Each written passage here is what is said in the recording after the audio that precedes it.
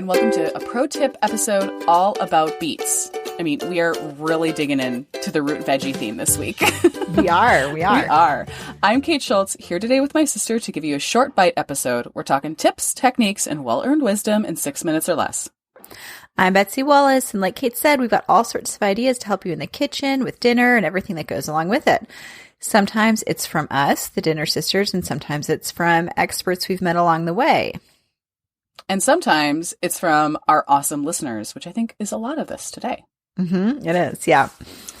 Pro tip today is all about beets. And a while back, we asked our Facebook group their favorite way to cook beets, and we got over 30 responses. I had no idea how passionate everyone was about beets. But, here we are. We thought this week would be a great time to revisit that thread and highlight some of the great suggestions that we had. Okay, let's first talk about roasting, which was a favorite suggestion for good reason. I mean, roasted beets are delicious. And a really simple way to do this is just tuck a few beets into a tinfoil packet and roast at about 450 until fork tender, which should take about 40 to 50 minutes, depending on the size of the beets you have in there. Yeah, if you have big beets, you're going to go maybe even closer to an hour. Yeah, exactly. And beets are so variable in their size. So you just need to, I think fork tender is really the key here. Just keep checking them until they just feel nice.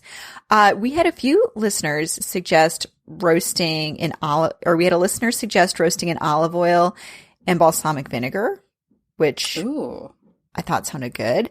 And we had another listener suggest placing the beets in a baking dish with about an inch of water in there and foil on the top to kind of steam them in the oven. Oh, that's a great way. And she was saying she does this when maybe she already has the oven going for something else. So kind of that makes a lot of sense. Doubling up on the beet steaming. Another way you can do this, which was suggested, was in the Instant Pot. Kate, have you done these beets in the Instant Pot? I have not. I have cooked beets in the Instant Pot, and it's actually one of my favorite ways to do it because it is a very hands-off way. Your oven's not on. You can kind of walk away from the beets. And most of them you put your beets in. I can fit about like 3 medium-sized beets in there. Wash them off, take the tops and the bottoms off is usually what I do. About an inch of water. And then on high pressure honestly, depending upon the size of the beets, you'll probably want to go at least 20 minutes. I like my beets soft, real soft. And so I've sometimes gone 20, 25, 30 if I've had like one huge beet because to get the steam through that can be really tricky. And then you just kind of let it sit for about 10 minutes and then manually release. And you've got these perfectly steamed beets. I think if you wanted to, you could add balsamic vinegar and olive oil in your Instant Pot. I haven't done that. I usually add a little salt to the water too, But it's a nice way to do like one of those, I'm just kind of puttering around the house tonight. Yeah. If I do some beets now, I'll have them for my salads kind of thing. Yeah, I like that.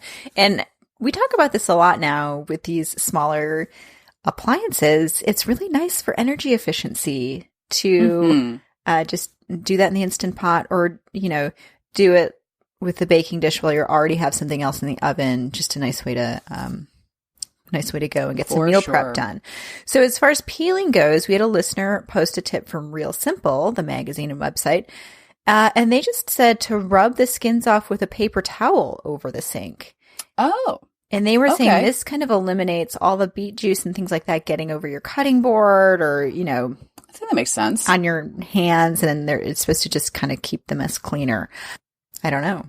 We'll have to try it. I wonder if it would work like it's just like a rag or something too, like a clean rag if you didn't want to use paper towels. I thought the same thing. If you're trying to cut down on that.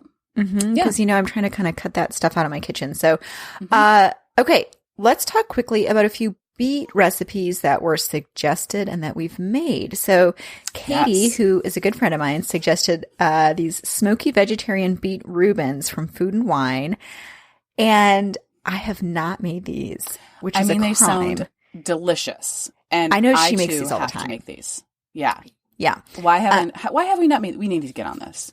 I know we need to get on this. She swears by this recipe and just loves it. So I would just recommend that to anyone and recommend it to ourselves, Kate. I'm recommending it to us.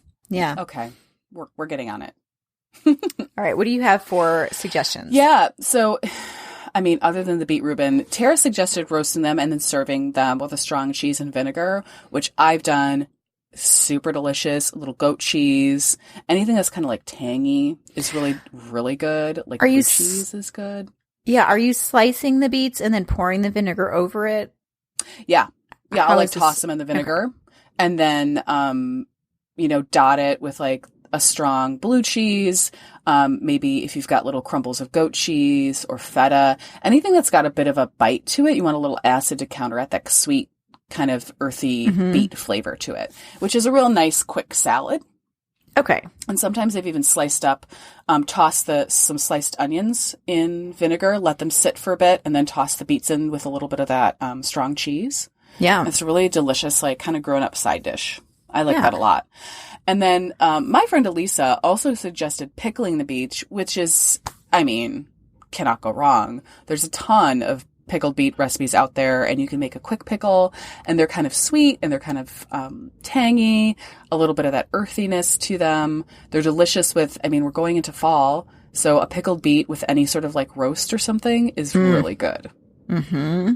Yeah. And then my favorite recipe has got to be the beet deviled eggs from Kachka, the cookbook review we did.